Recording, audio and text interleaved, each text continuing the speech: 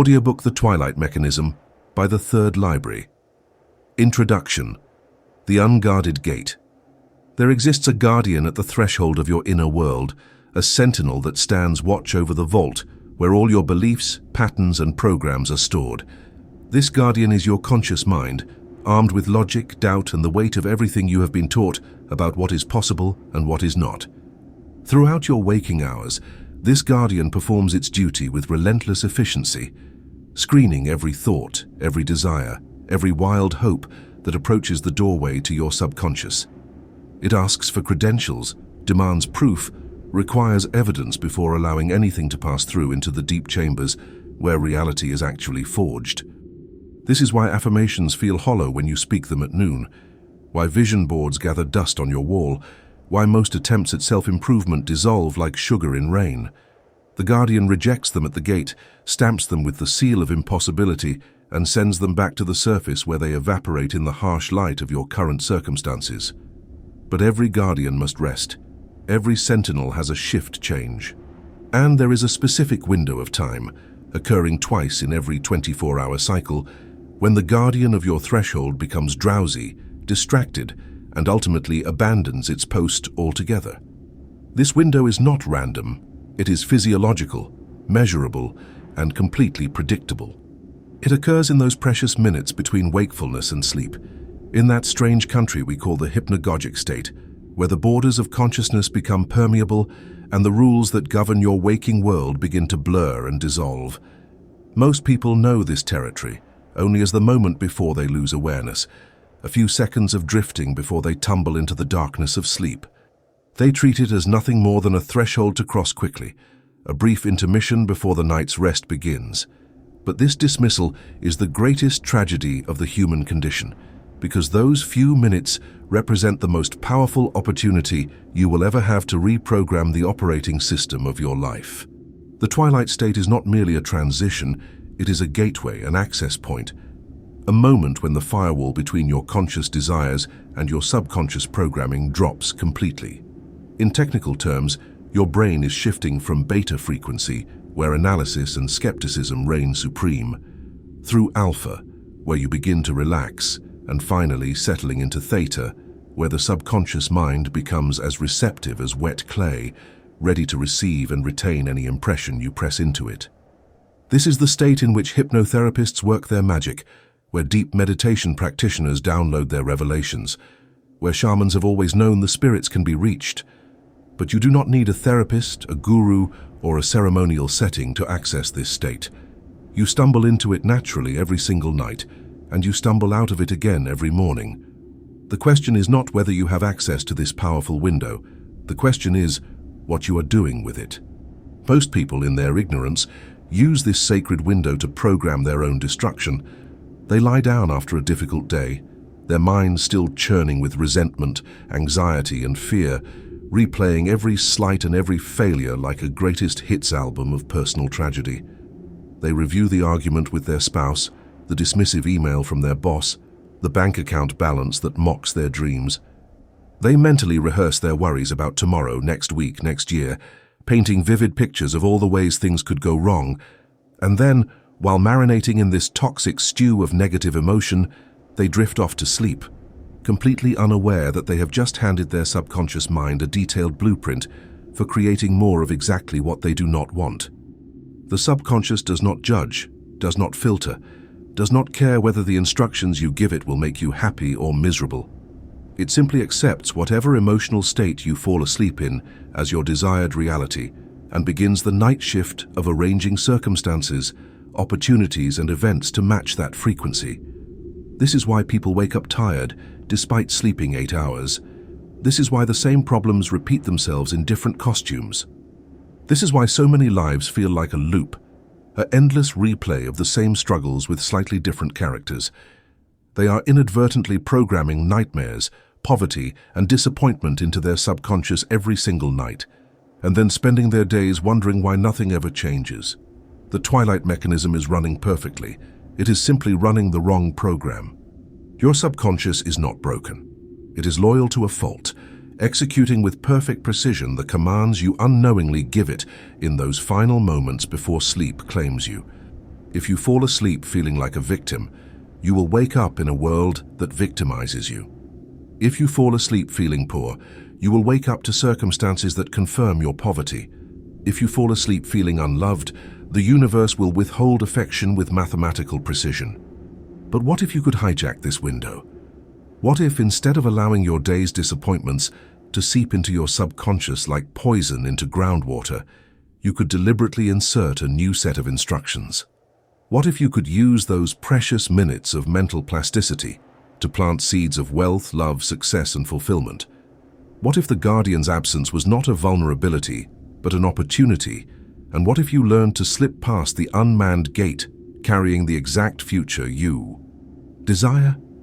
This is not positive thinking. This is not wishful fantasy. This is subconscious programming at the level of neurophysiology, working with the brain's natural rhythms instead of against them. This is the ancient art that mystics have protected for centuries, now explained in the language of brainwave states and neuroplasticity. The technique revealed in this book is deceptively simple, so simple that your conscious mind may dismiss it as too easy to be powerful. But simplicity is not weakness, it is elegance. The most profound mechanisms of creation are always simple at their core. A seed is simple. The turning of a key is simple. The pressing of a button that launches a rocket is simple. What matters is not the complexity of the action, but the precision of the timing and the power of the system you are interfacing with. The Twilight State is the button that starts the engine of manifestation, and the technique you are about to learn is how to press it deliberately, consciously, with full awareness of what you are activating. This book will teach you to treat your nightly descent into sleep not as a surrender to unconsciousness, but as a daily appointment with the architect of your reality. You will learn to see your bedroom not as a place of rest, but as a laboratory, a sacred workshop where you perform the most important work of your life. You will learn that the last 5 minutes before sleep are worth more than 5 years of struggle, that the feeling you carry across the threshold into the theta state creates the template for everything that follows. You will learn that sleep is not passive recovery, but active creation, that your subconscious mind spends the night building the bridges of incidents that will carry you to the destination you specified in the twilight. Most people spend their entire lives trying to change their external circumstances through force, effort, and exhausting action, never realizing that the control panel for their reality is located in the space between waking and sleeping.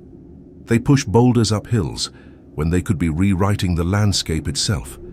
They fight symptoms when they could be altering the source code. They try to renovate the house while ignoring the architect who draws up new blueprints every single night based on the emotional state they fell asleep in. The twilight mechanism is the master key that unlocks the door between desire and manifestation, between the person you are and the person you intend to become. Tonight, when you lie down, you will stand at the unguarded gate once more. The sentinel will begin to nod off, the boundaries will start to dissolve, and the vault of your subconscious will swing open like it does every night. But this time, you will not stumble through that gate unconsciously, carrying the baggage of your day. This time, you will walk through deliberately, carrying a carefully chosen vision of your fulfilled desire. This time, you will know what you are doing. The guardian cannot stop what it does not see, and by the time it realizes you have passed through, you will already be inside, planting your seed in the fertile soil of the deep mind. This book is your training manual for that nightly operation. Each chapter will teach you a specific aspect of the technique, building upon the last until you have mastered the complete system. You will learn the science of brainwave states, the art of revision, the power of the single scene, the necessity of sensory vividness, the emotion of completion, the mechanics of the night shift, and the discipline of maintaining your new state upon waking. By the time you reach the final page, you will possess a skill set more valuable than any degree, any certification, any worldly credential. You will know how to program your own subconscious mind, and once you know that, you know everything that matters. The twilight mechanism has always been running. You have been using it your entire life, mostly to create more of what you already have, to reinforce your current identity, to confirm your existing beliefs. But starting tonight, you will use it with intention. You will use it to create a new destiny. You will use it to become someone different. The gate is unguarded. The way is open. All that remains is for you to learn what to carry through it. Welcome to the third library, where the most powerful books were never written for the masses, where the deepest secrets hide in plain sight, where the real magic is always simpler than the lie. Welcome to the teaching that will change everything, not through struggle or sacrifice, but through the gentle art of falling asleep in the right way. The Twilight mechanism is about to become your greatest ally. Let us begin. Chapter 1. The Science of Theta. Your brain is not a static organ. It is a rhythm instrument, pulsing with electrical activity that rises and falls in measurable frequencies throughout every moment of your existence. Modern science has mapped these frequencies with precision, categorizing them into distinct bands that correspond to different states of consciousness. These are not mystical concepts or metaphysical abstractions.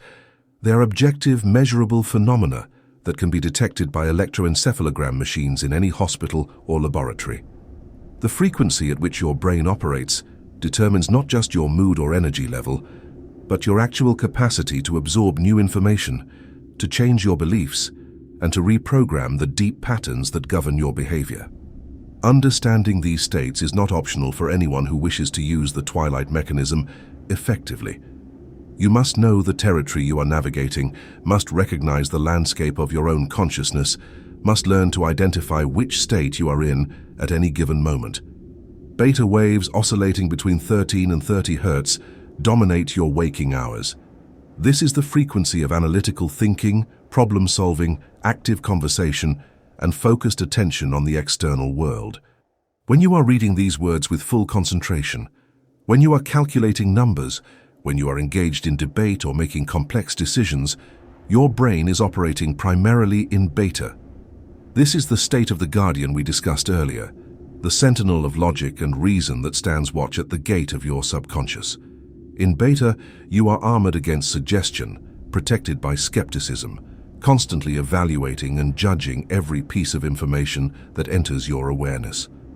This state is necessary for navigating the practical demands of daily life, but it is absolutely hostile to the process of self-transformation. You cannot install a new belief while operating in beta frequency because the critical factor is at full strength, rejecting anything that conflicts with your current identity or worldview. As you begin to relax, perhaps settling into a comfortable chair with a book, or gazing at a sunset or listening to calm music, your brain waves slow down into the alpha range, typically between 8 and 12 Hz. Alpha is the bridge state, the first step toward inner access, characterized by a gentle awareness that is neither fully focused on the external world nor completely withdrawn into the internal realm. In Alpha, you are suggestible but not deeply so. You can absorb information more readily than in Beta, but the critical factor is still partially active, still capable of rejecting ideas that seem too foreign or impossible. This is the state of light meditation, of daydreaming, of that pleasant drifting feeling you get during a massage or a warm bath.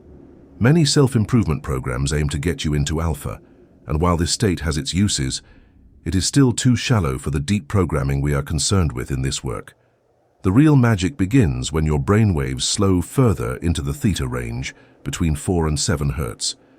Theta is the frequency of deep meditation, of hypnotic trance, of that mysterious country between waking and sleeping, where the laws of ordinary consciousness no longer apply. In Theta, the critical factor is offline. The guardian has abandoned its post, and your subconscious mind is completely open to suggestion, revision, and reprogramming. This is the state in which children spend most of their early years, which is why they absorb beliefs, languages, and behaviors with such astonishing speed. Before the age of 7, a child's brain operates primarily in theta, which means everything they experience is being written directly to their subconscious programming without the filter of critical analysis.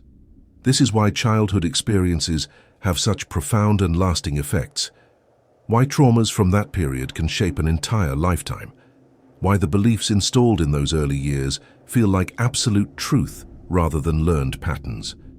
But you do not lose access to theta when you grow up. You simply spend less time there during your waking hours, and you usually pass through it unconsciously during the transition into sleep. The theta state is the clay before it hardens, the film before it develops, the code while it is still being written. In this state, your subconscious mind is not just receptive, but actively malleable, capable of being reshaped, rewritten, and reorganized. Whatever impression you make upon your consciousness while in theta bypasses all the defenses that would normally prevent change. This is why hypnotherapy works, why guided meditations can produce profound shifts, why affirmations whispered in the ear of someone in this state can override years of contrary conditioning. The theta frequency is quite literally the right mode of human consciousness, the window when new programs can be installed and old programs can be deleted or overwritten. Below theta lies delta, the slowest brainwave frequency, ranging from 0 to 4 Hz, associated with deep, dreamless sleep and complete unconsciousness. In delta, you are no longer aware, no longer thinking, no longer capable of directing your mind in any way. This is the state of profound rest and physical restoration, but it is too deep for our purposes. You cannot consciously program your subconscious while in delta because there is no conscious awareness present to do the programming. Delta is where the body heals, where growth hormone is released, where the physical organism performs its maintenance routines. It is necessary and valuable, but it is not the target state for the twilight mechanism. We are aiming for theta, that precise moment when you are still barely conscious, still capable of directing your attention, but already past the gate where the guardian stands watch. The key to understanding the twilight mechanism is recognizing that the hypnagogic state, that drowsy border between waking and sleeping, is characterized by dominant theta activity. As you lie in bed and feel yourself beginning to drift, your brain is naturally downshifting through these frequencies like a car gradually slowing down. You pass from beta to alpha within the first few minutes of relaxation, then from alpha to theta as your thoughts become less linear, more dreamlike, more fluid. This transition into theta is the golden window, typically lasting anywhere from 5 to 15 minutes, depending on how tired you are and how quickly you fall asleep. During this window, you are still conscious enough to direct your thoughts, to visualize, to feel, to imagine. But you are already past the checkpoint where your logical mind would normally intercept and reject suggestions that conflict with your current reality. This is why the state feels so strange, so liminal, so charged with possibility. You are experiencing consciousness without the armor of critical thinking, awareness without the filter of disbelief, attention without the weight of your personal history. In theta, your subconscious mind accepts whatever you present to it as truth, as memory, as fact. If you visualize success while in this state, your subconscious does not distinguish between visualized success and remembered success. It encodes both as real experiences, as actual events that have happened to you. This is not metaphorical. This is the documented function of the subconscious mind, which has no capacity for critical judgment, no ability to distinguish between vividly imagined experiences and actual physical experiences. It records them both in the same way, creates the same neural pathways, triggers the same emotional responses, and most importantly, begins to reorganize your external reality to match the internal impression. When you fall asleep while holding a specific thought or feeling in your mind, you are essentially handing your subconscious an instruction manual that it will follow throughout the night. The theta state is the moment of imprint, the instant when the seal is pressed into the wax, the second when the photograph is exposed. Whatever emotional state you carry across the threshold into sleep becomes the mold, the template, the pattern that your subconscious will work to replicate in your waking life. If that emotional state is one of lack, worry, or fear, you are programming 8 hours of subconscious activity dedicated to creating more lack, worry, and fear. Your inner mind will spend the night arranging incidents, attracting circumstances, and preparing encounters that will validate and perpetuate those feelings when you wake. It does this not out of malice, but out of loyalty, because it believes that the state you fell asleep in is the state you want to experience. Conversely, if you deliberately cultivate a state of fulfillment, gratitude, or relief as you drift into theta, you are programming 8 hours of subconscious activity dedicated to manifesting that fulfillment in your physical reality. Your inner mind will spend the night building bridges of incidents, orchestrating synchronicities, and opening doors that lead to the circumstances matching your desired state. This is not wishful thinking. This is the documented mechanism by which your subconscious mind operates. It is incapable of questioning your instructions. It is incapable of saying, "But that is not realistic." It simply accepts the emotional state you presented in the theta window as the desired outcome and begins the work of materialization immediately, using the deep processing power available during sleep to reorganize the quantum field of possibility that surrounds you. The science here is not speculative. Neuroscientists have confirmed that the brain in theta state shows increased connectivity between the conscious and subconscious regions, that new neural pathways form more easily during this frequency, that learning and memory consolidation are dramatically enhanced when information is processed in theta. What the mystics have known for millennia, science is now confirming with EEG machines and brain imaging technology. The theta state is special. It is powerful, and it is freely available to you every single night if you know how to recognize it and use it deliberately rather than stumbling through it unconsciously. This is why counting sheep has never worked for anyone trying to manifest a better life. Counting sheep puts you to sleep, but it does so while your mind is occupied with meaningless images that have no emotional charge and no connection to your desires. You successfully reach theta and pass through it into delta, but you do so while thinking about livestock, which means you are programming nothing, installing no new commands, making no new impressions. The mechanism runs, but it runs empty, defaulting to whatever background programming is already installed. This is better than falling asleep while anxious, but it is a waste of the most powerful tool you possess. You might as well have the keys to a Ferrari and use it to hold down papers on your desk.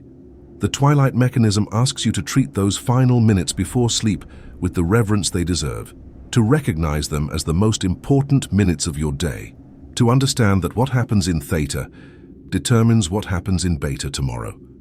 You will spend approximately 16 hours in beta tomorrow, navigating your waking reality, interacting with people and circumstances, trying to make progress toward your goals. But all of that effort, all of that struggle, all of that action is simply acting out the program that was installed during the 15 minutes of theta you just slept through unconsciously. If you want to change what happens during your 16 hours of waking, you must first change what happens during your 15 minutes of theta. The leverage is enormous. The efficiency is undeniable. Master the Twilight State, and you master your life. In the chapters that follow, you will learn the specific techniques for using this window of theta activity to reprogram your subconscious with surgical precision. You will learn how to clear the buffer of the day's negativity, how to construct the perfect scene to loop, how to engage your senses fully, how to cultivate the exact emotion that signals completion, and how to maintain your new state upon waking. But before any technique can work, you must first understand the instrument you are playing. You must respect the science of these brainwave states, must recognize that the Twilight State is not mystical but mechanical, not magical but methodical. It is a doorway that opens on a schedule, and you simply need to learn to walk through it carrying the right cargo. Your brain is already doing this every night. The mechanism is already running. The theta state is already occurring. The subconscious is already programming. The only question is whether you will continue to let this process run on autopilot, defaulting to whatever emotional garbage happened to be present in your mind when you got tired, or whether you will seize control of the most powerful leverage point in human consciousness and use it to create the life you actually want. The science is settled, the door is open. Now you must learn what to carry through it. Chapter 2. The Reverse Review. Before you can plant seeds in a garden, you must first clear the weeds. Before you can write new code, you must debug the old program. Before you can impress your subconscious with the future you desire, you must neutralize the poison of the day you just completed. This principle is foundational and non-negotiable, yet it is the step most people skip in their eagerness to jump straight to visualization and affirmation. They lie down with their minds still churning with the residue of conflict, failure, and disappointment, and then they try to overlay a vision of success on top of that toxic foundation. This does not work. It cannot work. The subconscious mind is not a hard drive that can simply overwrite one file with another. It is more like a garden where new seeds must compete with whatever is already growing there. If you plant roses in soil choked with thorns, the thorns will win. If you try to program prosperity while still energetically entangled with today's financial setback, the setback will dominate your theta state and replicate itself tomorrow.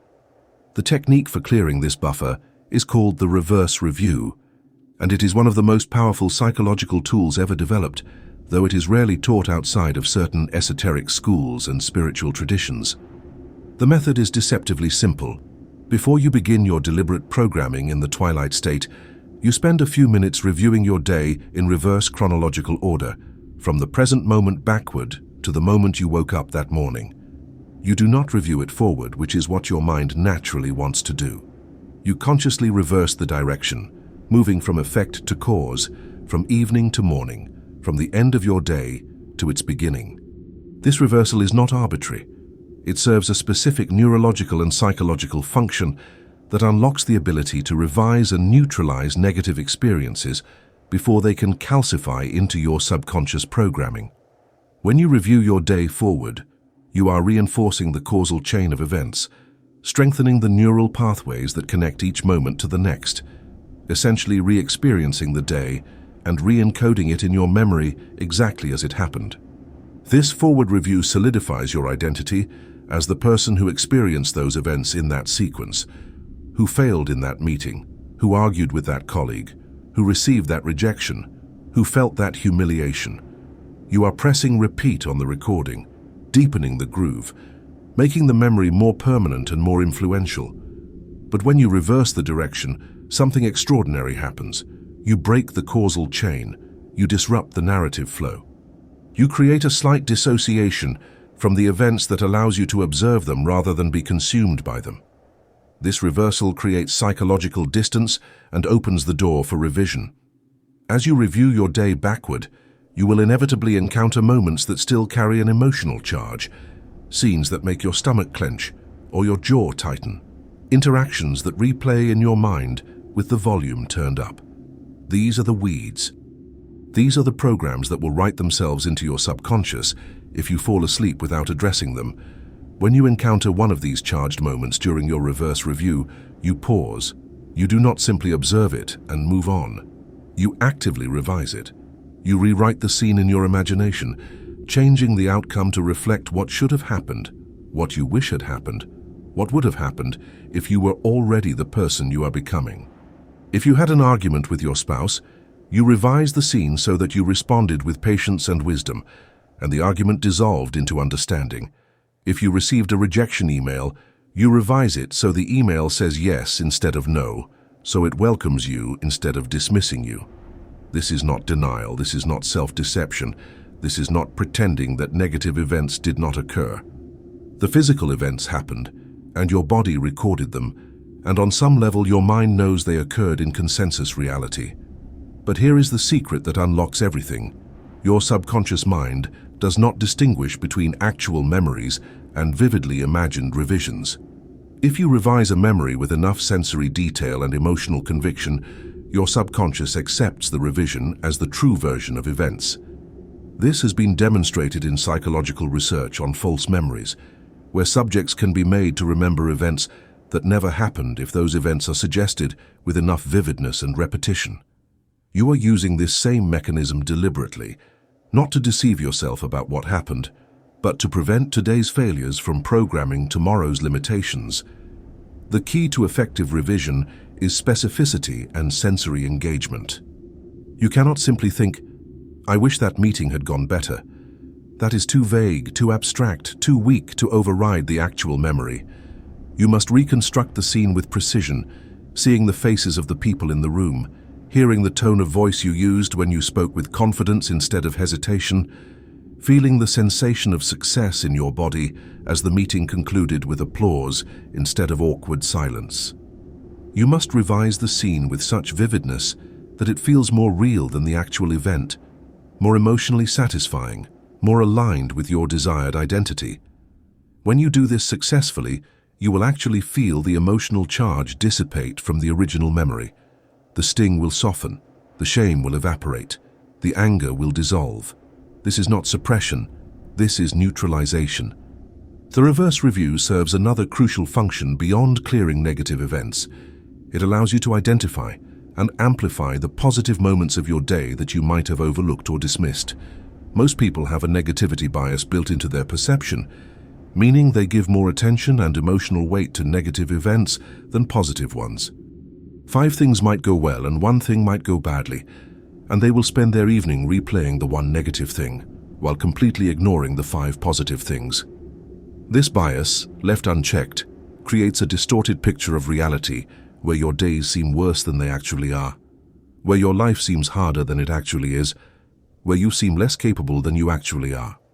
The reverse review corrects this distortion by forcing you to observe the entirety of your day, including the small victories, the moments of grace, the instances of synchronicity that you might have rushed past without acknowledgement. As you review your day backward, pause to savor these positive moments as well. If someone complimented you, relive that moment with gratitude. If you solved a problem elegantly, feel the satisfaction of that accomplishment again. If you laughed genuinely or felt a moment of peace or witnessed something beautiful, allow yourself to steep in that experience for a few seconds. These positive moments do not need revision, they need amplification. They need to be acknowledged, celebrated, and emotionally savored, so that they register in your subconscious as significant events, rather than being dismissed as random accidents. By giving these moments your attention during the reverse review, you are telling your subconscious that this is the type of experience you value. This is the frequency you want more of. This is the direction you want your life to move. The entire reverse review should take no more than 5 to 10 minutes, depending on the complexity of your day. You are not writing a detailed memoir. You are simply scanning backward through the major events and interactions, pausing to revise anything negative and amplify anything positive. You do not need to review every mundane detail, every meal, every email. You are looking for the emotionally charged moments, the interactions with other people, the wins and losses, the fears and triumphs. These are the moments that will program your subconscious if left unattended, and these are the moments you must either neutralize or enhance before you move on to the next stage of the Twilight mechanism. Some nights, you will find that your day was relatively neutral, with no major conflicts or victories requiring attention. On these nights, the reverse review will be brief, and you will quickly move on to planting your desired scene. Other nights you will find that your day was emotionally intense, packed with challenges and setbacks that require careful revision. On these nights, you might spend the full 10 minutes working through the buffer, revising multiple scenes, neutralizing multiple emotional charges. This is not wasted time. This is essential preparation. You are clearing the field so that the seed you plant will have space to grow without competition from the weeds of today's disappointments. There is a profound psychological relief that comes from completing the reverse review properly. You will notice that your body relaxes more deeply, that your breathing slows and steadens, that the mental chatter that usually keeps you awake begins to quiet naturally. This is because you are releasing the unresolved tension of the day, completing the emotional loops that your nervous system was trying to process, giving your mind permission to set down the burden it has been carrying since morning. Many people discover that they fall asleep more easily and sleep more soundly after implementing the reverse review, even before they master the later stages of the Twilight mechanism. This alone makes the practice valuable, but the real benefit goes far deeper than improved sleep quality. By consistently practicing the reverse review, you are training your subconscious to recognize that you are no longer a passive victim of circumstances, no longer someone who simply endures whatever the day throws at them and carries the wounds into sleep.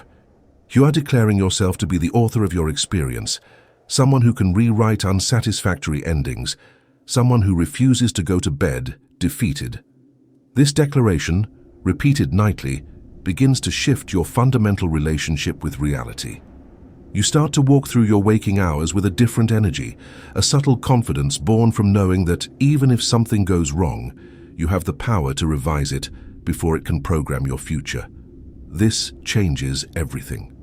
It removes the sting from failure because you know that failure is not permanent, not final, not destined to repeat itself unless you allow it to.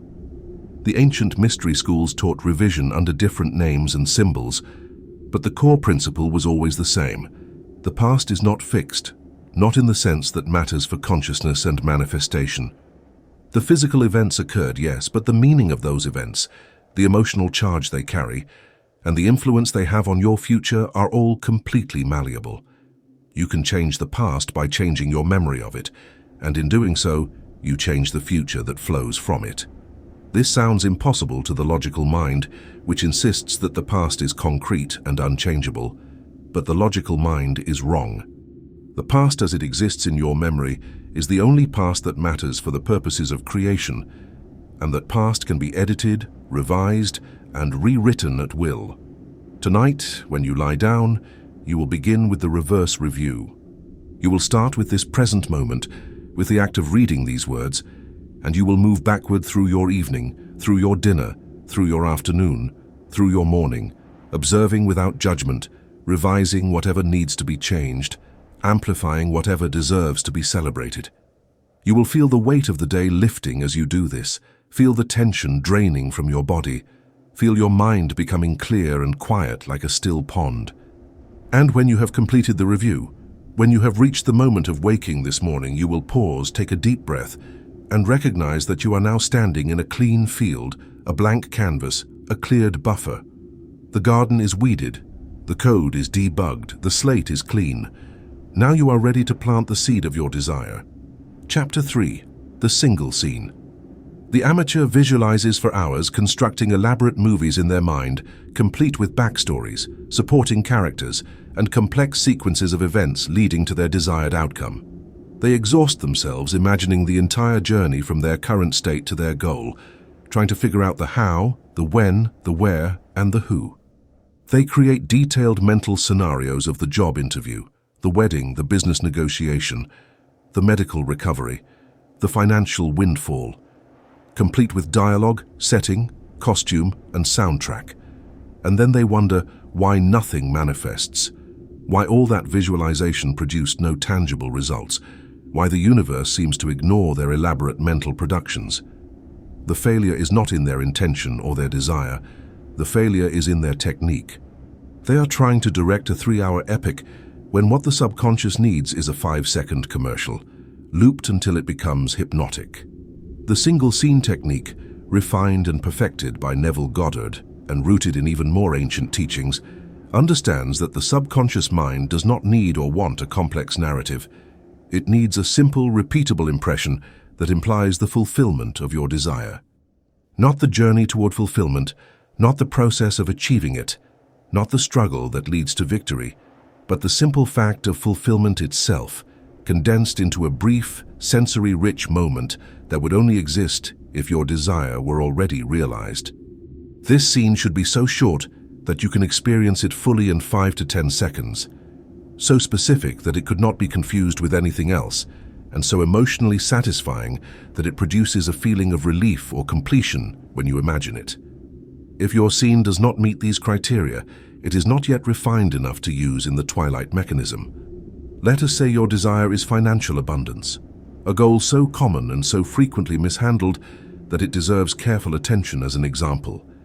The amateur will spend their twilight minutes imagining themselves checking their bank account and seeing a large number, or receiving a promotion, or starting a successful business, or winning the lottery.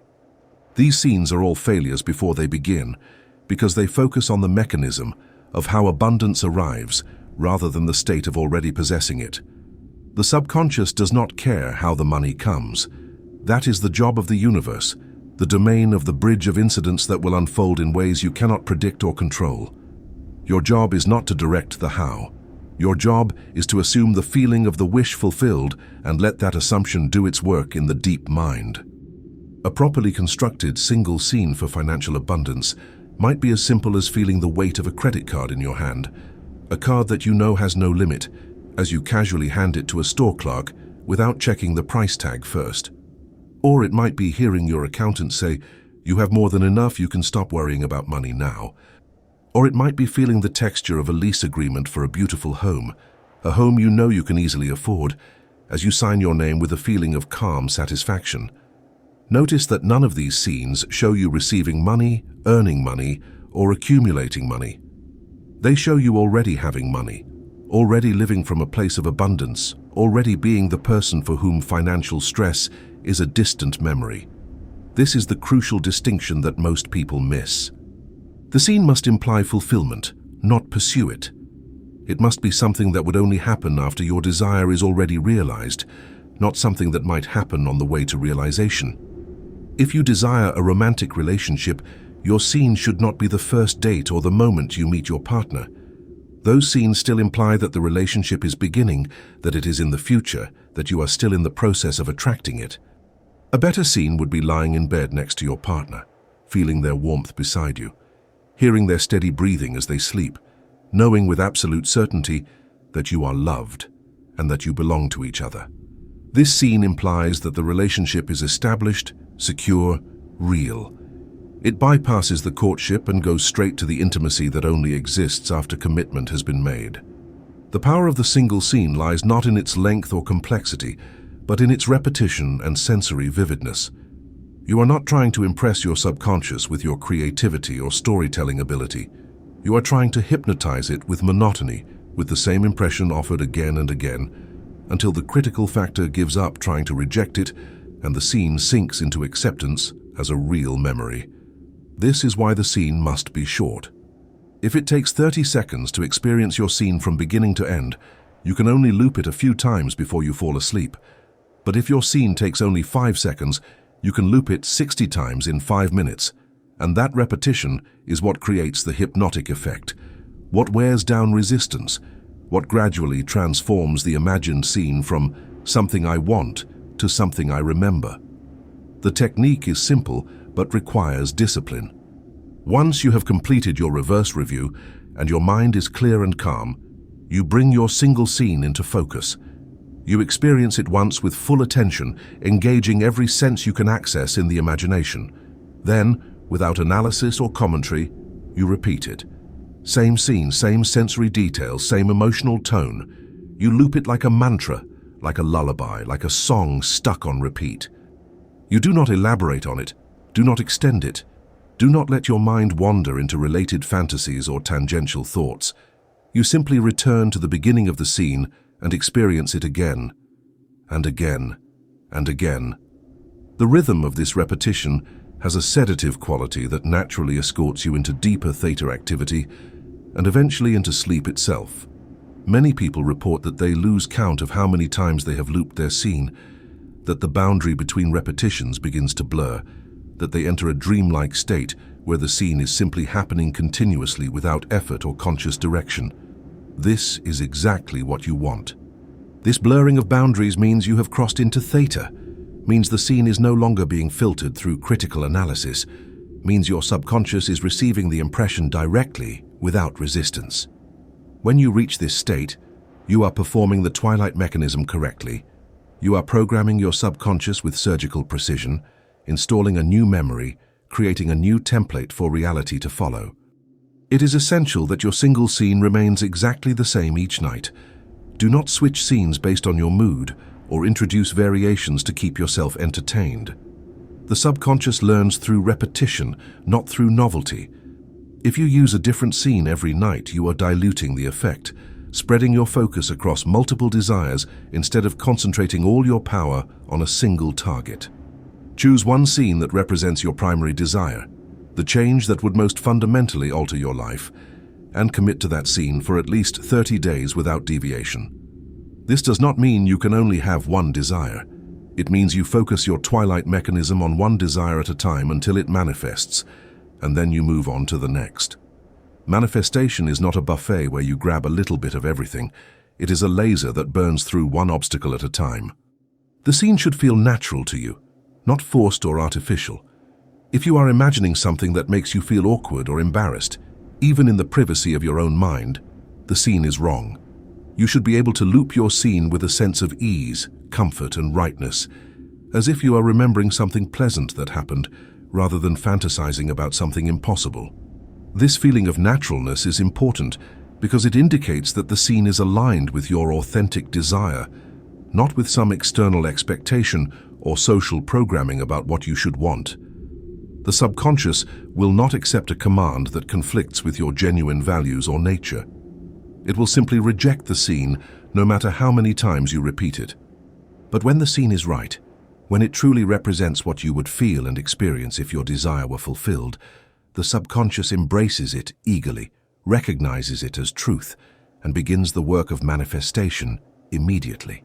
There is a temptation to analyze the scene while you are looping it, to question whether it is working, to wonder how the manifestation will occur, to worry that you are doing it wrong. Resist this temptation absolutely. Analysis is a beta state activity, and any shift into analytical thinking will pull you out of theta and back into the critical factor that blocks manifestation. The time for analysis is when you are designing your scene, before you lie down, when you can consciously evaluate whether the scene truly implies fulfillment and feels authentic to you. But once you begin the looping process, you abandon all analysis. You become a simple machine, playing the same recording over and over, allowing the hypnotic rhythm to carry you into sleep. Thinking about the scene is different from experiencing the scene, and only direct experience, repeated until it becomes automatic, will program your subconscious effectively. Some nights you will find that the scene flows easily, that you can loop it dozens of times without effort, that you drift into sleep while still repeating it in the background of your awareness. These are the successful nights, the nights when you have used the Twilight mechanism perfectly.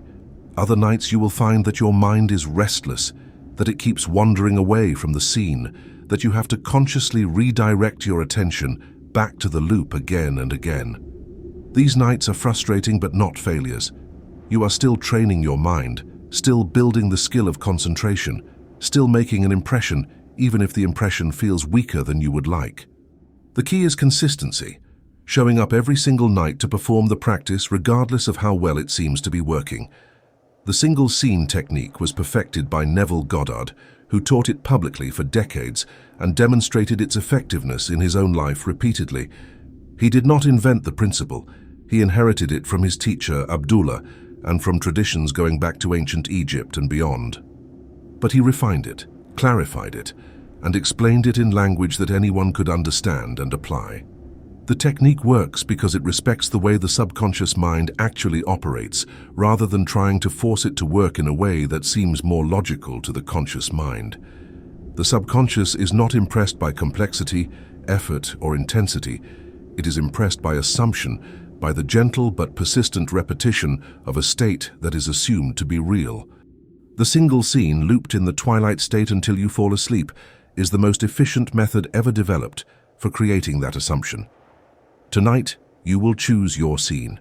You will distill your desire into a 5-second moment that implies its fulfillment. You will not imagine the journey, the process, or the mechanism.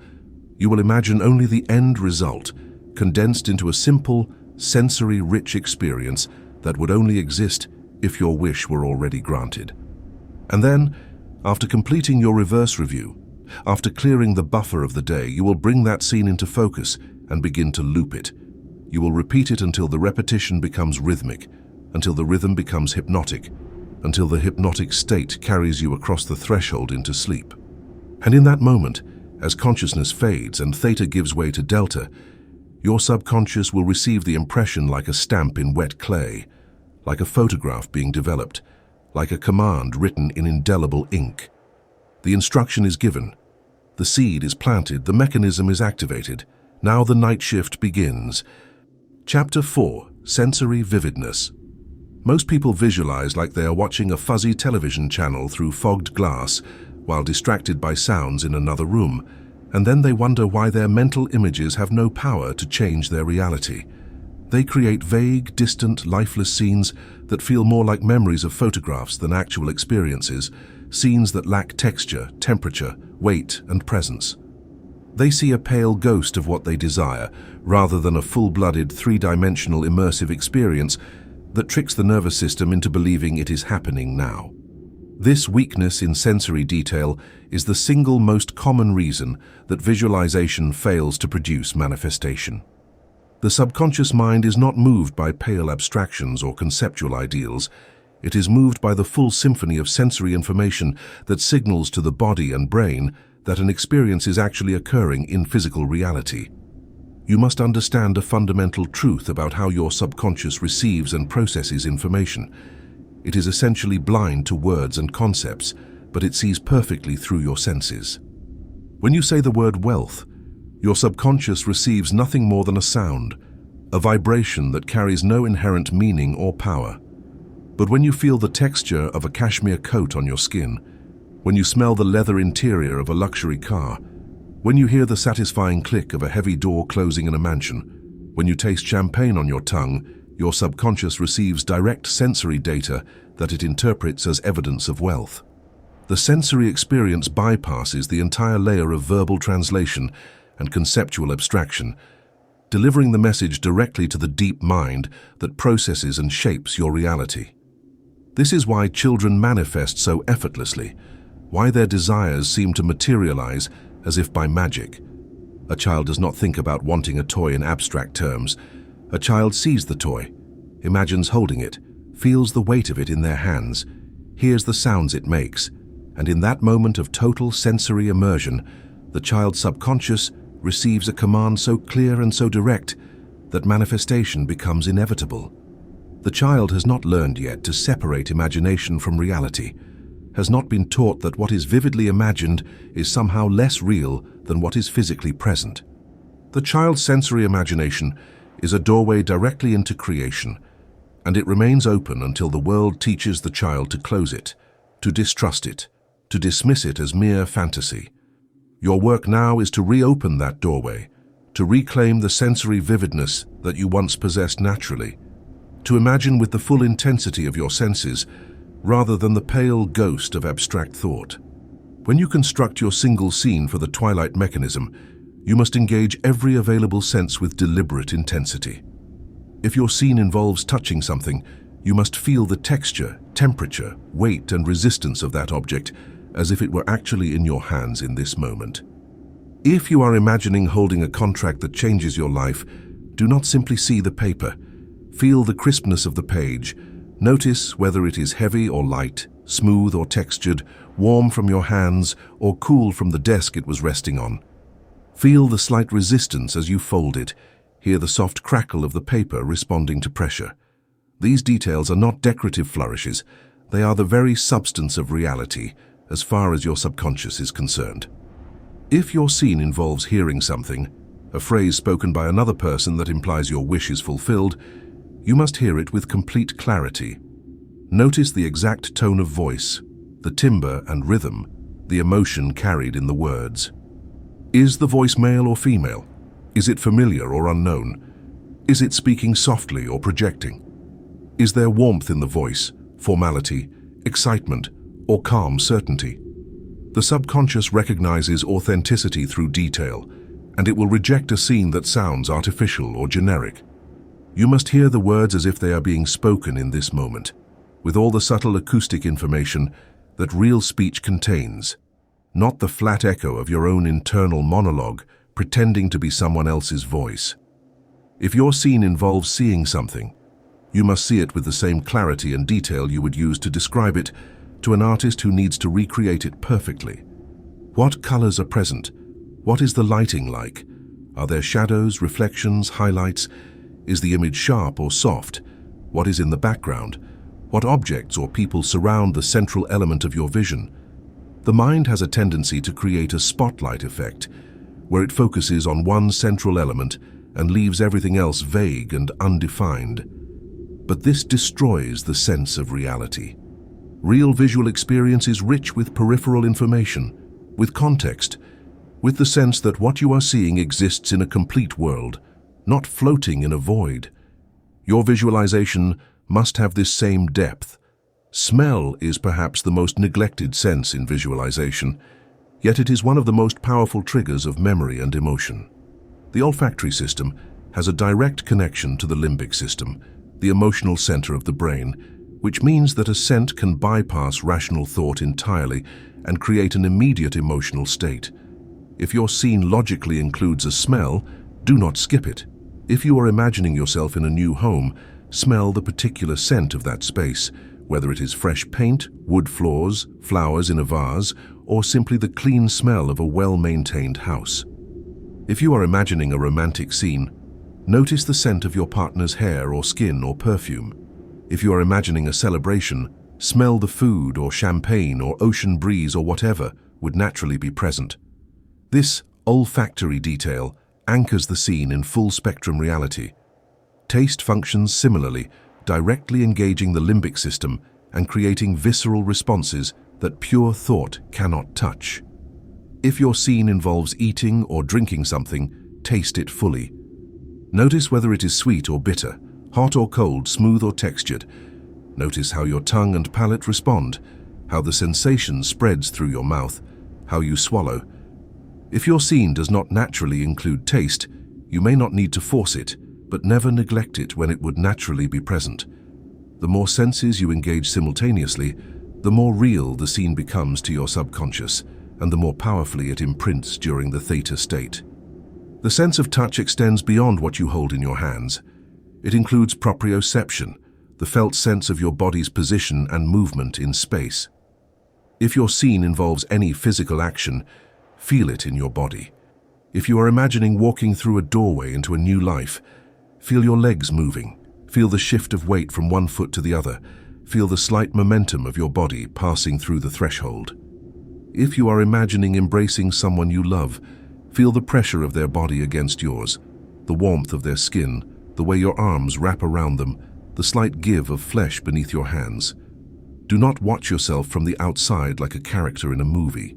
Experience yourself from the inside, feeling everything through your own body, your own nervous system, your own proprioceptive awareness.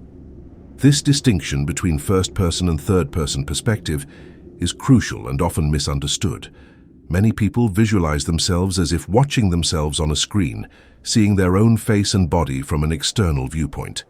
This creates immediate dissociation and signals to the subconscious that the experience is not happening to you, but to someone who looks like you.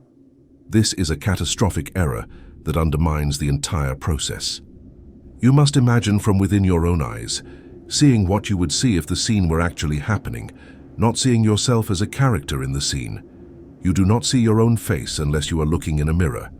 You do not see your own body from above unless you are having an out-of-body experience. You see what your eyes would see, you feel what your body would feel, you hear what your ears would hear, all from the first-person perspective that defines actual lived experience. When you engage all senses simultaneously with this level of detail, and from this first-person perspective, something remarkable happens. The scene becomes indistinguishable from reality. Your nervous system, which has no way to distinguish between a vividly imagined experience and an actual physical experience, begins to respond as if the scene is real. Your heart rate may change, your breathing may deepen or quicken, your muscles may relax or tense depending on the content of the scene. You may actually feel emotion rising in your chest or throat, not as a thought about how you should feel, but as an authentic somatic response to what you are experiencing in your imagination. This physiological response is the gold standard, the proof that you are performing the technique correctly, the sign that your subconscious is receiving the impression at full strength. This is why athletes use visualization as part of their training, why surgeons mentally rehearse procedures before performing them, why musicians imagine playing a piece before touching their instrument. The subconscious does not distinguish between the rehearsal and the performance. When the rehearsal is conducted with sufficient sensory detail, neural pathways are formed, muscle memory is created, skill is developed, all through the power of vividly imagined sensory experience.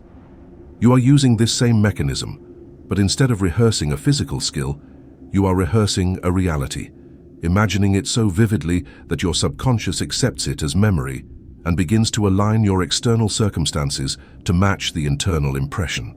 The development of sensory vividness is a skill that improves with practice. If you find that your visualizations feel weak or vague when you first begin this work, do not be discouraged. Like any skill, it strengthens with use. Each night that you practice engaging your senses fully, each time you notice and correct when you slip into abstract thought instead of concrete sensation, You are building the neural pathways that support clear and powerful imagination. Within a few weeks of consistent practice, you will find that your scenes have a richness and reality they initially lacked, that you can taste and smell and feel things in your imagination with nearly the same intensity as in physical life. Some people are naturally strong in one sense and weak in others. Visual thinkers see clearly but struggle to hear or feel. Auditory thinkers hear vividly, but their images are dim. Kinesthetic thinkers feel everything but see nothing. These imbalances are not permanent limitations. They are simply the result of habit and attention. By deliberately engaging your weaker senses during your visualization practice, you force those neural pathways to develop, and over time, the imbalance corrects itself.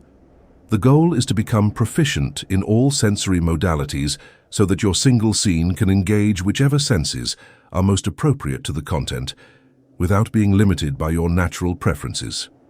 There is a paradox in this work that must be addressed. The more effortless the sensory engagement feels, the more powerful it is.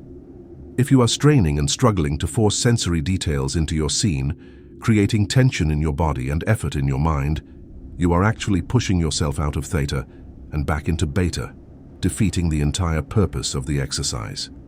The key is gentle, relaxed attention, allowing the sensory details to emerge naturally rather than forcing them into existence through mental strain. It is more like remembering a pleasant experience than constructing an image from scratch. You recall the details softly. You allow them to build gradually.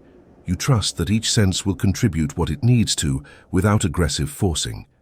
This relaxed approach keeps you in the receptive theta state where programming actually occurs, whereas aggressive visualization creates tension that blocks the very mechanism you are trying to activate.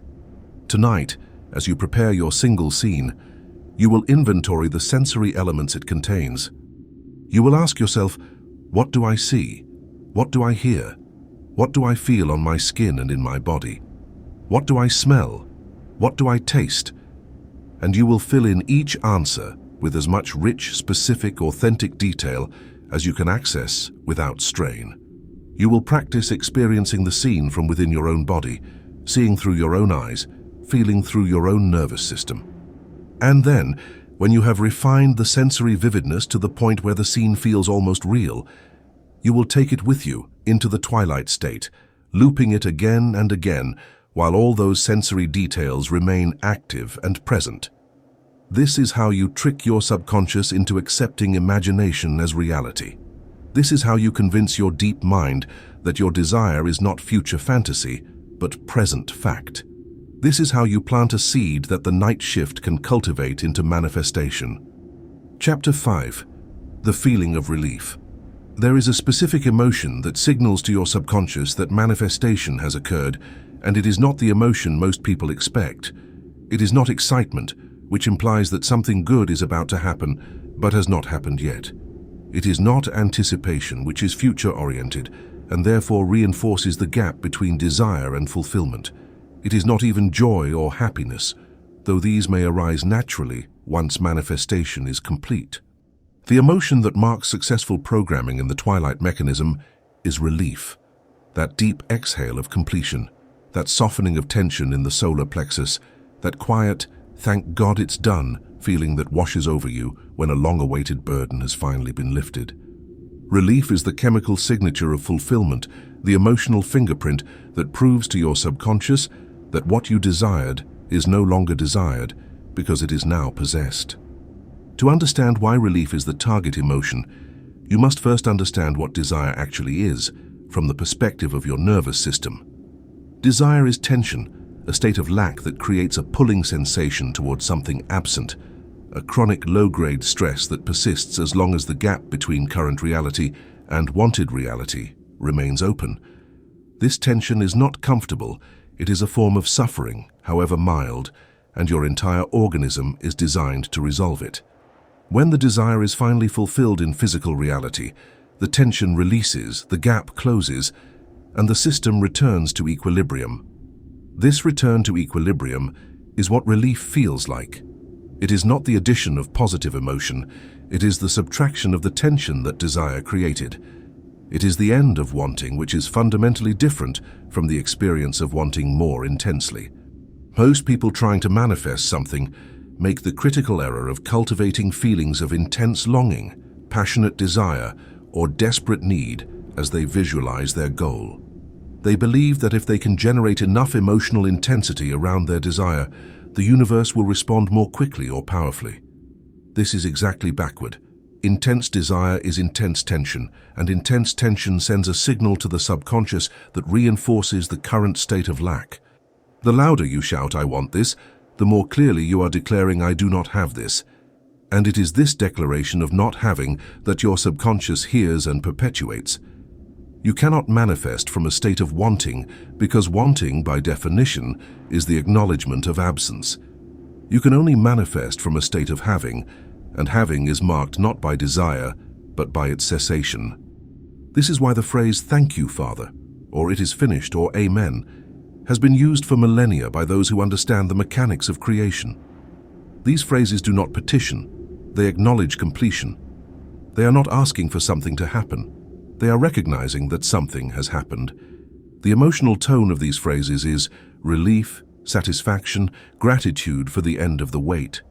When you can fall asleep feeling this way about your desire, feeling as if the struggle is over, the question is answered, the problem is solved.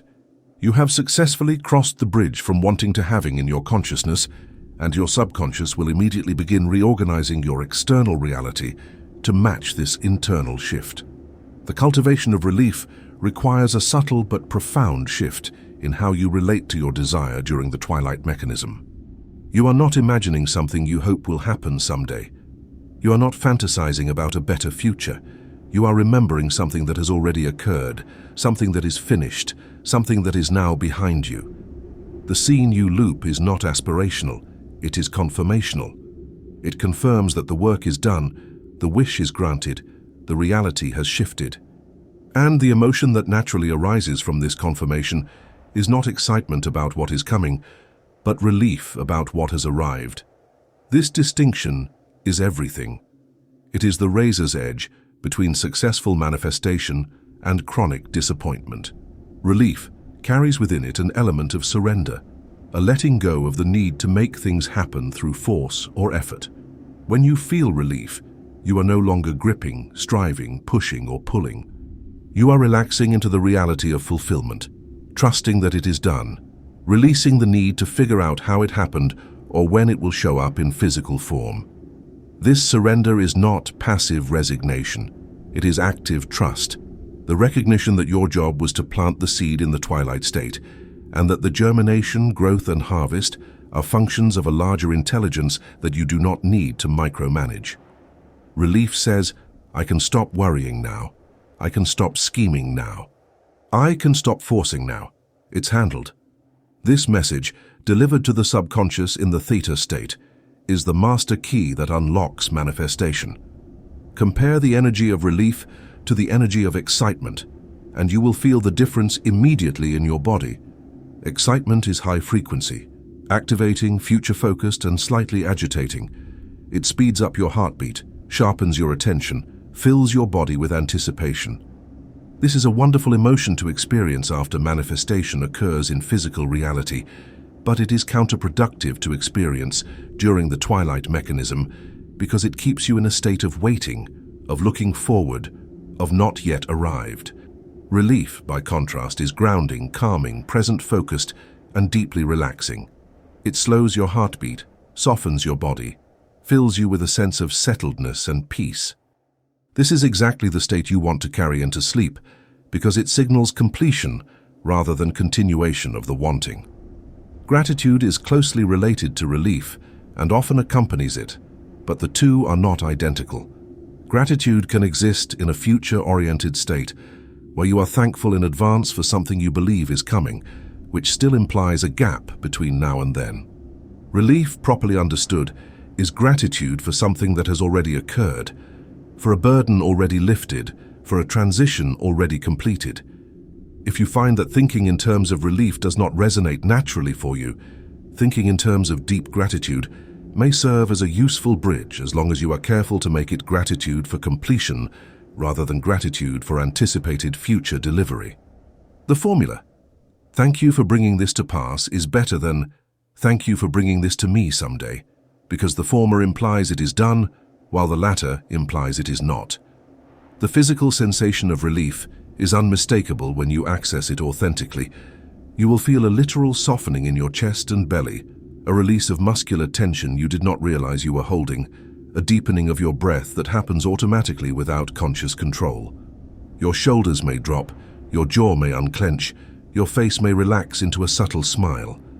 This somatic response is crucial because it confirms that you have actually shifted into the emotional state of relief, rather than merely thinking about relief intellectually. The subconscious does not respond to concepts, it responds to feelings registered in the body.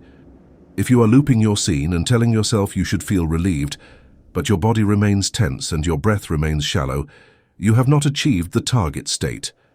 You are still thinking rather than feeling, still in beta rather than theta, still programming lack rather than fulfillment. For some people, relief comes naturally and easily when they imagine their scene. The moment they see themselves in possession of their desire, the tension drains away, and the exhale of completion happens automatically. These people often manifest quickly because they have a natural talent for assuming fulfillment without effort. But many people struggle to access relief because they are so habitually identified with the tension of wanting that the absence of that tension feels strange, even threatening. They have become addicted to the drama of pursuit, the intensity of longing, the story of themselves as someone who needs but does not have.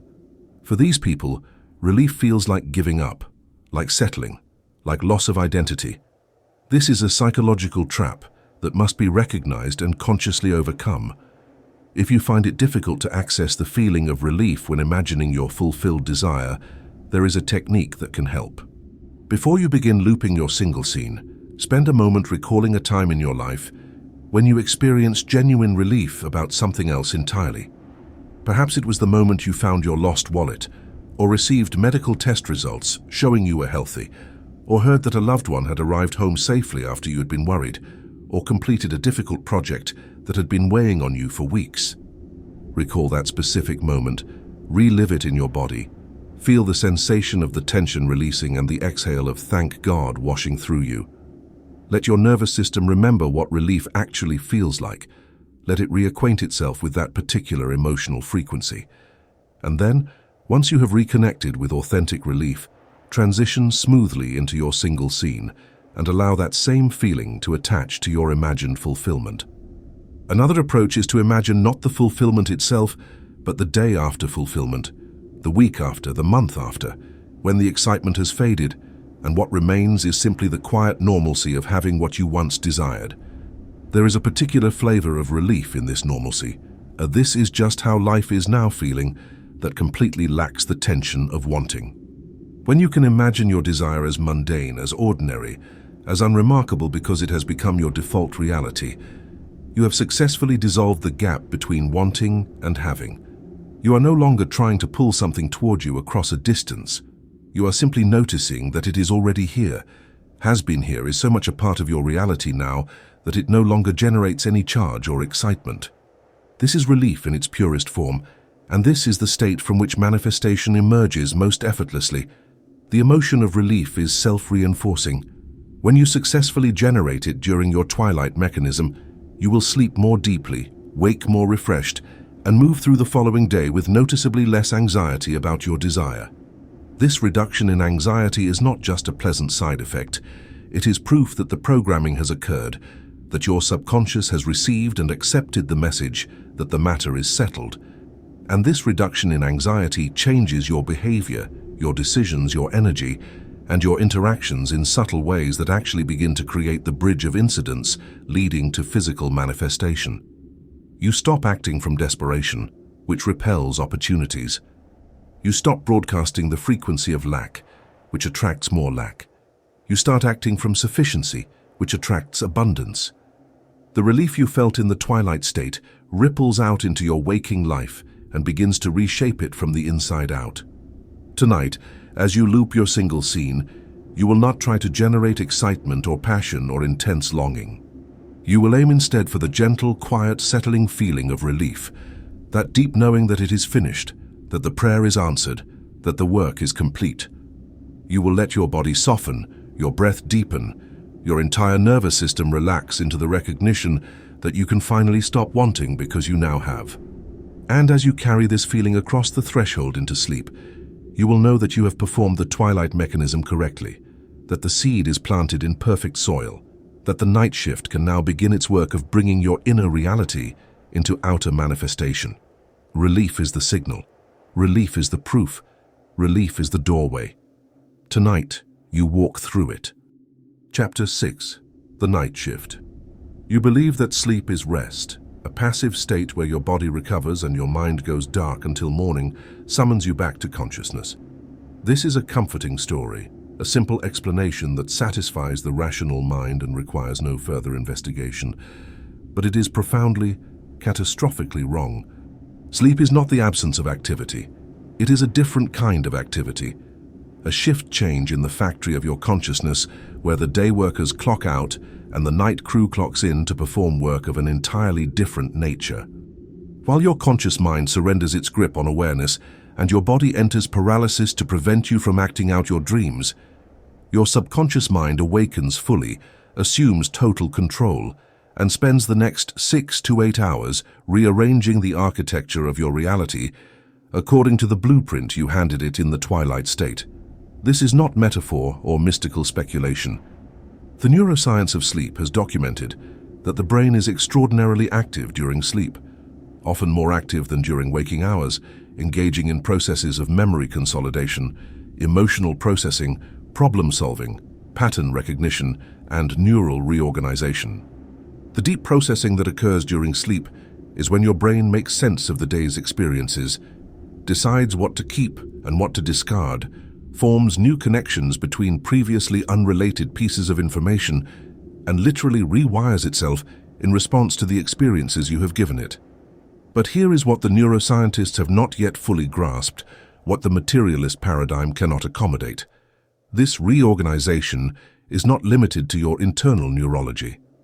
It extends outward into the quantum field of possibility that surrounds you, influencing, attracting, and arranging the circumstances and encounters you will face when consciousness returns at dawn.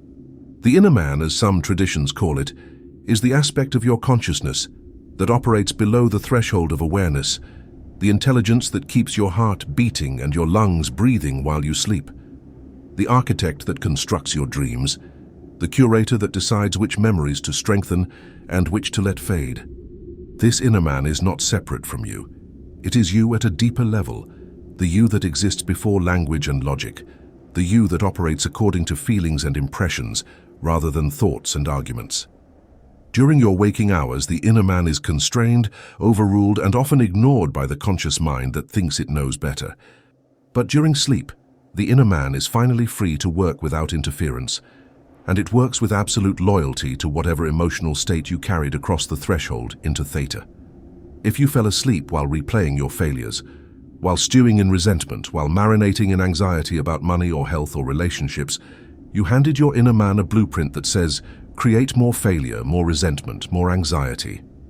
And your inner man, being incapable of judgment or refusal, accepts this blueprint as instruction and spends the night arranging the incidents, encounters, and opportunities that will deliver exactly what you asked for, even though you consciously want the opposite. This is why people wake up to find that their problems have multiplied, why difficult situations seem to spiral out of control overnight, why life sometimes feels like it is actively working against you. It is not. Your life is actively working for you, fulfilling perfectly the unconscious instructions you gave it before you fell asleep. Instructions delivered not through words, but through the emotional frequency you were vibrating in the twilight state. But if you fell asleep while holding your single scene with sensory vividness and feeling the relief of its fulfillment, you handed your inner man an entirely different blueprint, one that says, "This is my new reality. Arrange everything to match it." And your inner man, with the same perfect loyalty, accepts this blueprint and begins the work of manifestation. During the night, while you are unconscious and unable to interfere with doubt or impatience or second-guessing, your subconscious is constructing what Neville Goddard called the bridge of incidents, the seemingly natural sequence of events, encounters, ideas, and opportunities that will carry you from your current circumstances to the circumstances implied by your fulfilled desire. You do not need to figure out how this bridge will be built. You do not need to force it into existence through action or strategy. You simply need to stay out of the way and let the night shift do its work. The bridge of incidents rarely looks like what the conscious mind expects or would have planned. It does not announce itself as miraculous or supernatural. It appears as a series of ordinary events that, when viewed in retrospect, seem almost inevitable, as if they could not have happened any other way. A chance conversation that leads to an introduction, an unexpected delay that puts you in the right place at the right time, an email that arrives on the exact day you needed it, a sudden insight that shifts your entire approach to a problem, a person from your past reappearing with an opportunity. These incidents seem coincidental only to the conscious mind that does not understand causation. To the subconscious that orchestrated them, they are deliberate, precise, and inevitable consequences of the command given in the Twilight State. This is why faith, in its true meaning, is essential to manifestation. Faith is not blind belief in something irrational. It is the decision to trust the night shift, to trust that the inner man knows how to build bridges that the conscious mind cannot conceive, to trust that the work is being done even when no evidence is visible yet. When you wake up and do not immediately see physical proof of your manifestation, the temptation is to conclude that the technique did not work, that you did it wrong, that nothing is happening. This conclusion is premature and counterproductive. The seed does not become a tree overnight. The building is not constructed the day after the blueprint is drawn. There is always a gap between planting and harvest, between instruction and manifestation, and this gap is where most people lose faith and abandon the practice just as the bridge is beginning to form. The work of the night shift is invisible, not because it is not happening, but because it is happening below the level of conscious perception, in the realm of probability and potential, in the quantum field where possibilities collapse into actualities. Your inner man is not moving physical objects around your bedroom while you sleep. It is shifting the probabilities that determine which events will occur tomorrow, which people will cross your path, which ideas will enter your mind, which opportunities will present themselves. It is retuning your frequency, adjusting your vibration, aligning your energy field with the reality you commanded during the Twilight State. And this retuning attracts, magnetizes, and draws toward you the physical manifestation of that reality through pathways that appear natural and lawful, even though they are metaphysically orchestrated. There is a reason why mystics and spiritual teachers across all traditions have emphasized the importance of dreams, why they have treated sleep as a sacred state, why they have recognized that God speaks most clearly when the rational mind is offline. Your dreams are not random neurological noise. They are the visible surface of the deep work being done by your subconscious, symbolic representations of the reorganization occurring below consciousness. Messages from the inner man about the progress of manifestation. You do not need to become an expert in dream interpretation to benefit from this understanding, but you do need to recognize that your dreams are not meaningless. They are the night shift's way of communicating with you, of showing you what is being built, of reassuring you that the work continues even when you are not aware of it. Some nights, after performing the Twilight mechanism correctly, you will have dreams that clearly relate to your desire, dreams where you experience variations of your single scene, dreams that feel like rehearsals or confirmations of the reality you are manifesting. These dreams are powerful signs that your subconscious has accepted the command and is actively working to fulfill it. Other nights, your dreams will seem unrelated to your desire, filled with strange symbols, random characters, and surreal scenarios. Do not be discouraged by this. The subconscious does not always show you its work directly. Often it is processing information, clearing obstacles, and making connections that will only make sense in hindsight after the manifestation has occurred. Trust that the work is happening whether you see it clearly or not. The night shift operates on its own timeline, which is not the linear, clock-measured time that your conscious mind is accustomed to. Sometimes manifestation occurs with startling speed, within days or even hours of the first time you perform the Twilight mechanism correctly. Other times, manifestation requires weeks or months of consistent nightly programming before the bridge is complete and the physical evidence appears. The speed of manifestation depends on multiple factors: the magnitude of the change you are requesting, the degree to which your current circumstances must be reorganized to accommodate your desire, the depth of your belief in the possibility, the consistency of your practice, and the resistance you carry during your waking hours. You cannot control all these factors, but you can control the most important one: your consistency in using the Twilight mechanism every single night without exception. This is where most people fail. They try the technique for a few nights, see no immediate results, and abandon it in favor of the next shiny method or tool that promises faster results. Or they practice inconsistently, doing it correctly one night, and then falling back into unconscious sleep the next night, wondering why nothing changes. The Twilight mechanism requires consistency because manifestation is cumulative. Each night that you plant your seed in the Twilight state, you are adding to the momentum, building the bridge another few feet, shifting your frequency another degree closer to alignment with your desire. If you plant the seed one night and then rip it up the next night by falling asleep in anxiety or doubt, you undo the work and have to start over. But if you plant the seed every single night with the same scene, the same sensory vividness, and the same feeling of relief, the cumulative effect becomes irresistible and manifestation becomes inevitable. The night shift does not require your understanding or approval to function. It does not need you to believe in quantum mechanics, neuroplasticity, or metaphysical law. It only needs you to give it clear instructions in the Twilight state and then get out of the way. Your job is not to figure out how the bridge will be built, not to stress about the timeline, not to monitor progress obsessively. Your job is to plant the seed each night and then surrender to the process, trusting that the inner man knows how to grow seeds into trees, trusting that the work is being done while you sleep, trusting that when you wake, you will find yourself one step closer to the reality you commanded in the Twilight. This trust, maintained consistently across weeks of practice, is what separates those who manifest their desires from those who spend their lives wishing and wondering why nothing ever changes. Tonight, when sleep claims you after you have looped your single scene and felt the relief of its fulfillment, know that you are not shutting down. You are shifting modes. The day crew is clocking out and the night crew is clocking in.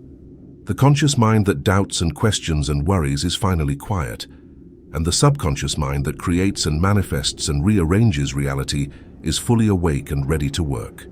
The inner man takes the blueprint you handed over in the Twilight state and begins to build, invisibly but inexorably, the bridge that will carry you to your fulfilled desire. You do not need to oversee this construction. You do not need to understand it. You only need to trust it and wake up tomorrow with the quiet knowing that while you slept, your reality shifted in ways you cannot yet perceive but will soon experience. The night shift never fails. It only waits for your instruction. Tonight, you gave that instruction clearly. Now let the workers work. Chapter 7. Waking up in a new world. The alarm sounds, consciousness returns. Your eyes open to the same bedroom ceiling you saw yesterday, and the rational mind immediately declares, "Nothing has changed. The technique did not work. You are still here, still broke, still alone, still sick, still stuck." This is the critical moment, the dangerous hour, the test that determines whether your nighttime work will bear fruit or wither before it can take root. How you handle the morning after using the Twilight mechanism will either amplify the programming you installed during sleep or completely erase it. And most people, in their ignorance, choose erasure without even realizing they are making a choice. They wake up, see no immediate evidence of manifestation, and immediately return to the old state of lack, worry, and doubt, thereby commanding their subconscious to abandon the bridge it spent all night constructing and return to building more of the same limitations they have always experienced. You must understand that manifestation does not work like flipping a light switch, where you go to sleep in one reality and wake up in a completely different one. The physical world is denser, slower, more resistant to instant change than the quantum field of possibility, where your subconscious does its work. There is always a gap between the internal shift that occurs in consciousness and the external shift that occurs in circumstances. During this gap, which can last hours, days, or weeks, the bridge is under construction, the incidents are being arranged, the opportunities are being prepared, but the final manifestation has not yet appeared in a form that your 5 physical senses can confirm. This gap is where faith is tested, where commitment is proven, where the difference between those who manifest and those who merely wish reveals itself with brutal clarity. The sign that you performed the Twilight mechanism correctly is not that you wake up with $1 million in your bank account, or your soulmate sleeping next to you, or your body miraculously healed. The sign is subtler, but no less significant. You wake up with the anxiety gone. The knot in your stomach has dissolved. The racing thoughts about your problem have quieted. The desperate, grasping energy that characterized your relationship to your desire has softened into calm certainty. You feel different even though your circumstances look the same. This feeling is not self-deception or denial. It is the most reliable proof that your subconscious has accepted the new programming and is now operating from the assumption of fulfillment rather than the assumption of lack. The external world has not caught up yet, but the internal world has shifted, and the external world has no choice but to follow, given enough time and consistent reinforcement. Many people misinterpret this subtle shift as a sign that the technique failed, precisely because it is subtle. They expect fireworks, dramatic changes, obvious proof that something magical happened overnight. But the most powerful transformations are always quiet at first, like the seed germinating underground where no one can see it, like the slow turning of a massive ship that takes miles to complete. If you wake up and the first thing you do is check your bank account, check your email, check your phone for messages from that person, check your body for signs of healing, you are acting from doubt, from the assumption that it did not work, from the state of lack that you supposedly released last night. This checking is not neutral observation. It is an aggressive reassertion of the old state, a command to your subconscious that says, disregard last night's instruction, we are still in lack mode, keep building more lack. The correct approach to waking after using the Twilight mechanism is to maintain the state you fell asleep in. You remember the relief you felt as you drifted off. You recall the scene you looped, the sensory vividness of it, the settled feeling of completion. And you carry that same energy into your morning, letting it color your thoughts, guide your actions, and inform your interactions throughout the day. This does not mean you pretend that your circumstances have already changed physically. You still go to work if you are still employed in the old job. You still pay your bills if the money has not arrived yet. You still take your medicine if the healing has not manifested in the body yet. But you do these things from a different inner state, from the quiet knowing that the matter is settled, that the bridge is being built, that it is only a matter of time before the physical evidence catches up with the internal reality. This maintenance of state is perhaps the most difficult aspect of the entire Twilight mechanism because it requires you to live in 2 worlds simultaneously for a period of time. Your physical senses report one reality, the old reality, the reality of lack and limitation that still surrounds you. But your consciousness must remain anchored in the new reality, the reality of fulfillment that you commanded in the Twilight State, the reality that is real in potential even though it has not yet materialized in form. This is the true meaning of living by faith rather than by sight. You are not denying what your eyes see. You are simply refusing to let what your eyes see determine what your consciousness assumes. Your assumption, maintained consistently in the face of contrary evidence, is what commands manifestation, not the evidence itself. The morning routine you establish will either support this maintenance of state or undermine it. If you wake up and immediately immerse yourself in news that triggers fear, conversations that reinforce lack, or tasks that activate the stressed, struggling version of yourself, you are allowing the old state to reclaim you. But if you wake up and spend even 10 minutes reconnecting with your fulfilled desire, perhaps by briefly reviewing your single scene again, perhaps by feeling gratitude for the shift you know is underway, perhaps by simply sitting in quiet acknowledgement that last night's work was successful regardless of what the physical world shows you today, you are reinforcing the new state and accelerating the manifestation process. This is not about spending hours in meditation or elaborate rituals. It is about consciously choosing, in the first moments of waking consciousness, to align yourself with fulfillment rather than lack. Throughout the day, you will encounter moments that challenge your maintenance of state. Someone will ask you about the very problem you addressed in the Twilight mechanism, and you will be tempted to complain, explain, or bond over shared misery. Your old circumstances will assert themselves, demanding attention and emotional reaction. Your rational mind will whisper that this is all nonsense, that nothing is actually changing, that you are deluding yourself. These challenges are inevitable and actually serve a useful purpose. They reveal where you still have doubts, where your assumption of fulfillment is weak, where additional inner work is needed. Do not fight these challenges or feel guilty for having them. Simply notice them, recognize them as old programming trying to reassert itself, and gently return to the state of relief you cultivated last night. Each time you do this, you strengthen the new neural pathways and weaken the old ones, making it easier to maintain the state tomorrow than it was today.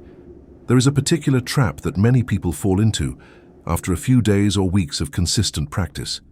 They start monitoring for signs of manifestation with increasing desperation, scanning every interaction and event for evidence that it is working, becoming more anxious and doubtful with each day that passes without obvious proof. This monitoring is toxic because it is driven by the assumption that it has not worked yet, that you are still waiting for it to happen, that you are still in the state of lack. The very act of looking for signs betrays a lack of faith in the process, and this lack of faith actively blocks the manifestation you are supposedly trying to accelerate.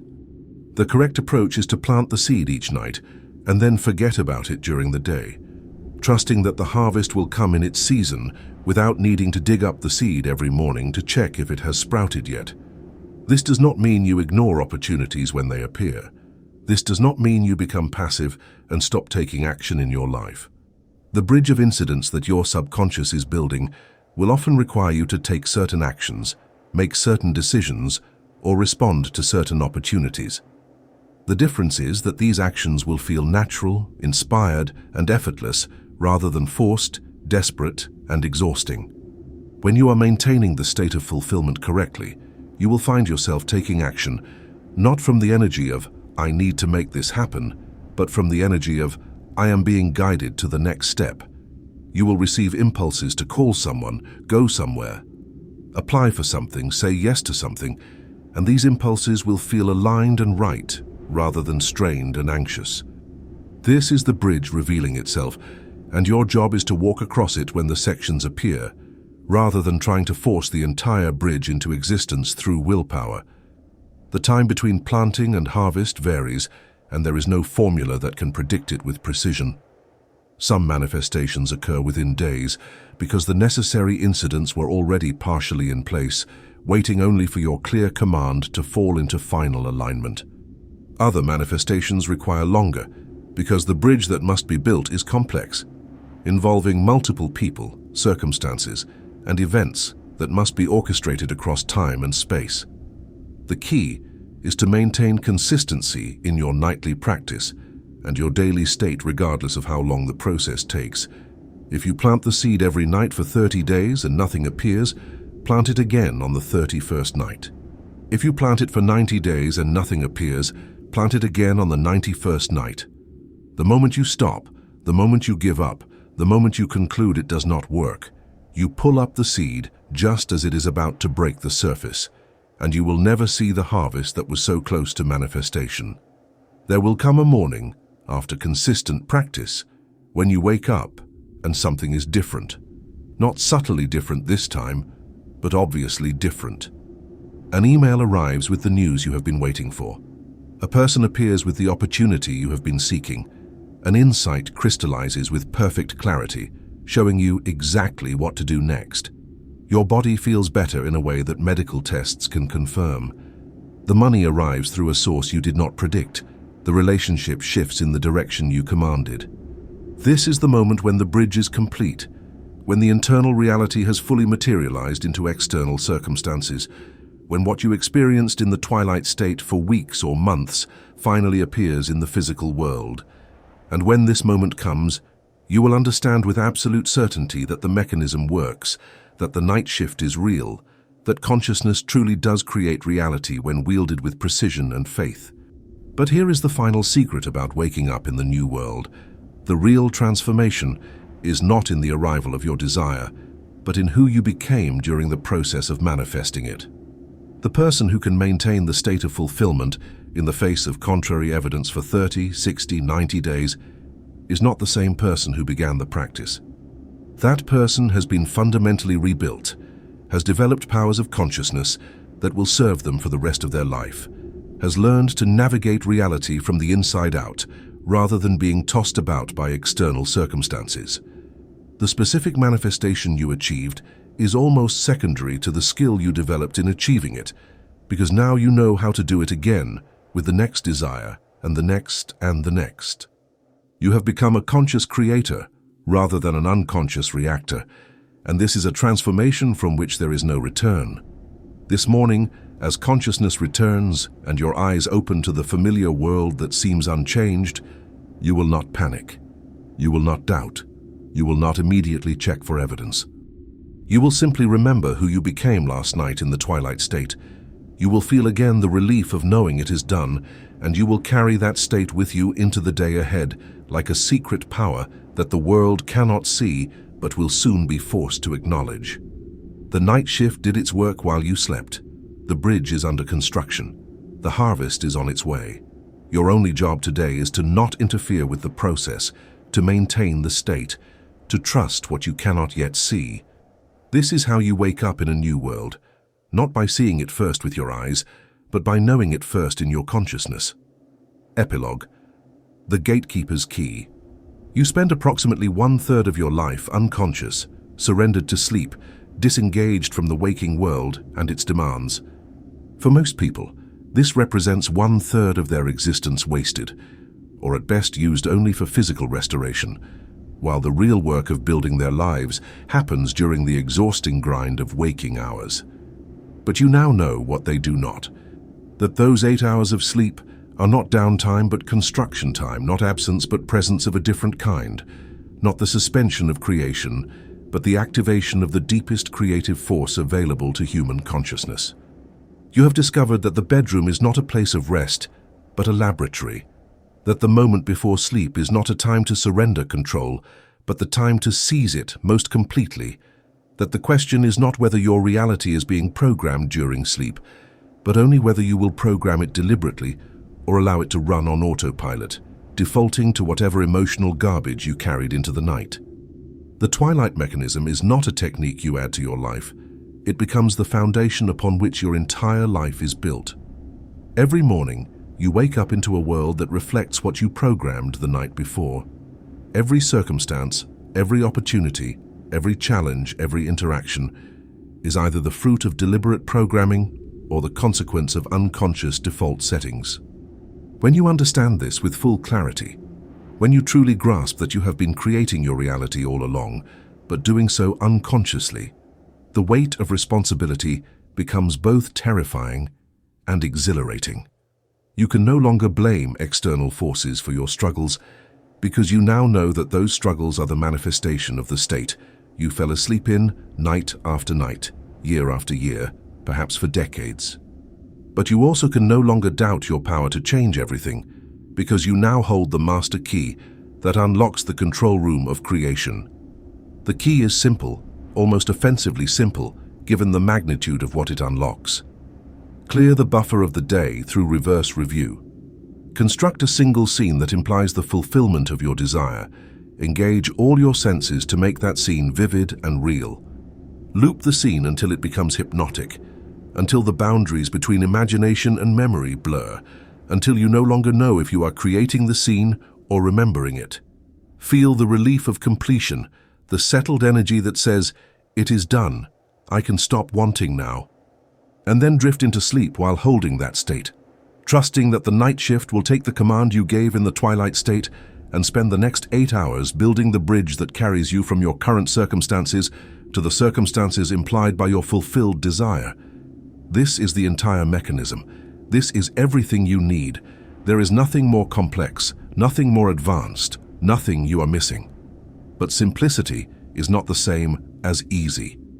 The Twilight mechanism requires discipline because the mind resists new patterns, prefers familiar routines, and will constantly attempt to default back to unconscious drifting at bedtime. It requires consistency because manifestation is cumulative, each night building upon the last, each repetition strengthening the new neural pathways and weakening the old. It requires faith because the gap between planting and harvest can test your commitment, can tempt you to give up just before breakthrough, can make you doubt whether anything is actually happening during the invisible construction phase, and it requires surrender because you cannot force the timeline, cannot micromanage the bridge of incidents, cannot demand that manifestation occur according to your conscious mind's schedule and preferred pathway. You must learn to plant the seed and trust the gardener, to give the command and trust the architect, to press the button and trust the system to execute the program without your nervous interference. The Twilight mechanism works regardless of your belief in how it works. You do not need to understand quantum mechanics, neuroplasticity, or metaphysical law for your subconscious to respond to the commands you give it in the theta state. You do not need to believe in God, the universe, consciousness, or any spiritual framework for the mechanism to function. It is as mechanical and reliable as the law of gravity, operating according to principles that exist whether you acknowledge them or not. But understanding why it works, understanding the science and the metaphysics and the ancient wisdom that all point to the same truth, can strengthen your faith in the practice and help you maintain consistency when results seem slow to appear.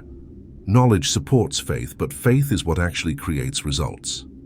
You have now reached the end of this instruction, but you stand at the beginning of your real education, which will unfold over the coming weeks and months as you apply these teachings nightly and observe the results in your waking life.